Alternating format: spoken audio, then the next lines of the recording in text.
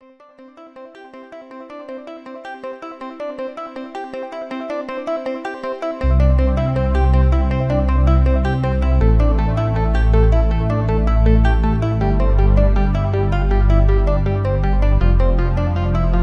Mandela effect is a very real and mystifying wonder. With that being said, we find many claims which are only just that, claims. Without research, it does seem a human condition to allow our zealousy, along with emotion, to overrule what may be truthful with hasty proclamation.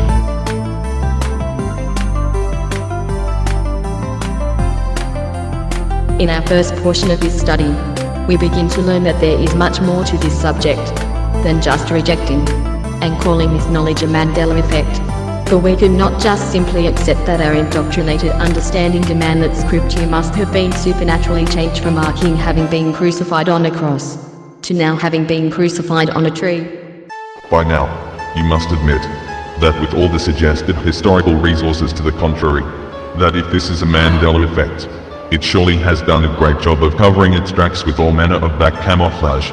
We must ask the question, Has our knowledge been supernaturally changed? and not only our personal memory, but also true history itself, When, at the end, a new beginning. will it have mattered whether or not we have understood our Messiah to have been murdered on a tree, a living tree, or the most commonly depicted, Full Roman cross? What is important is knowing that the only begotten Son of our Creator was given that whosoever believeth in him should not perish, but have everlasting life. we will begin. In what would appear to be an apparent contradiction in Scripture, Acts 5 verse 30 and 10 verse 39 and 1 Peter 2 verse 24 tells us that Yahushua was put to death on a tree. See, Zion is translated from the Greek. See, the reason this word was used in a few places is because the authors were making a point to the Jews. Traditionally, the Jews viewed an individual who was hung on a tree as one who was under Yah's curse. Galatians 3 verse 13, quoting Devarim, Deuteronomy 21 verse 23.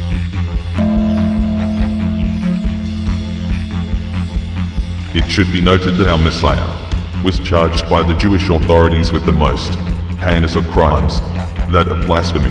See Matthew 26 verse 65. This meant that he was looked upon by the people as accursed of Yah, and this is exactly how the Apostle Paul described him in Galatians 3 verse 13. This was a reference to Devarim, Deuteronomy 21 verses 22-23 in the Old Testament, where it explains that such an accursed person even defiled the very soil where his execution took place. This defilement also applied to the tree on which a person was hanged or crucified.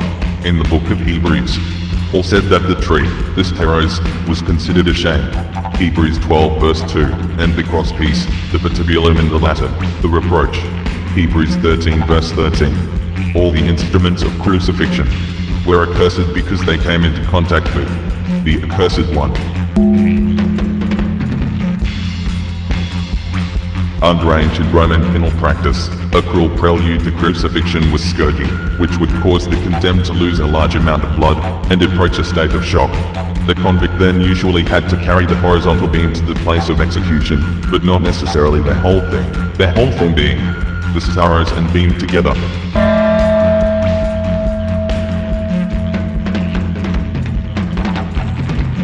Crucifixion was typically carried out by specialized teams, consisting of a commanding centurion and 4 soldiers. When it was done in an established place of execution, the vertical beam, The staros, in Greek, was usually already there in place, being permanently embedded in the ground. As scripture records, Yahushua was crucified at Golgotha, being interpreted the hill of the skull. Golgotha was widely known as an established place of execution. Therefore, it stands to reason that the post, or steros, was already standing in place.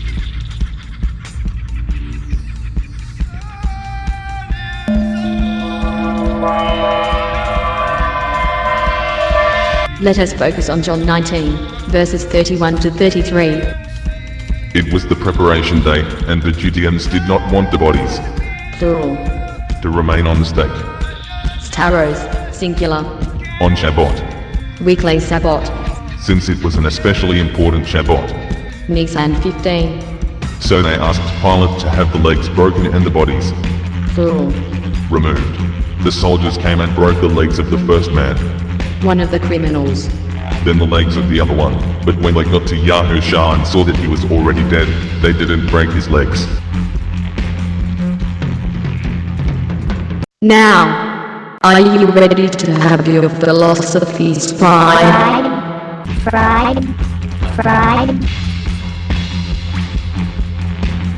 What these verses tell us is that three men were attached to one stake or steros.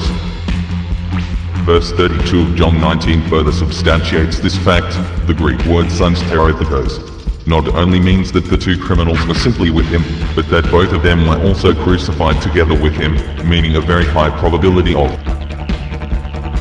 Being crucified, together with him, on the same living almond tree.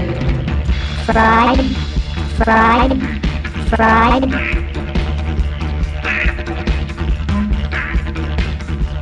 If one robber was crucified on a separate cross on Messiah's left side, as is normally depicted, and the other robber on another cross on his right, so that there were three crosses placed side by side with one another, with Yahusha, HaMashiach, situated in the middle. we then have a major problem with the deaths of the two robbers. This is because the soldiers killed first the two robbers and, last of all, they came to Messiah in the middle to slay him. Being in the middle should have made Messiah the second to be killed. And what about how these men could have conversed with each other when positioned as far apart as depicted, despite their agony and difficulty in speaking? If all were on the same tree, we can now clearly see that the soldiers came first to one thief, second to the next thief, and lastly to our Messiah, as they walked around the tree breaking legs as necessary to hasten death. Really, without actual personal experience, we are left with only what we have, or can learn from an often manipulated and constructed past, formed after the past tense. When it seems that even those learned and experienced events can supernaturally change by ways of which we do not understand, just maybe, we are only left with what's to come in our future. Even so, those who cannot remember the past are condemned to repeat it. And this leads us to quite a quandary. This concludes our study, Our Family Eternal.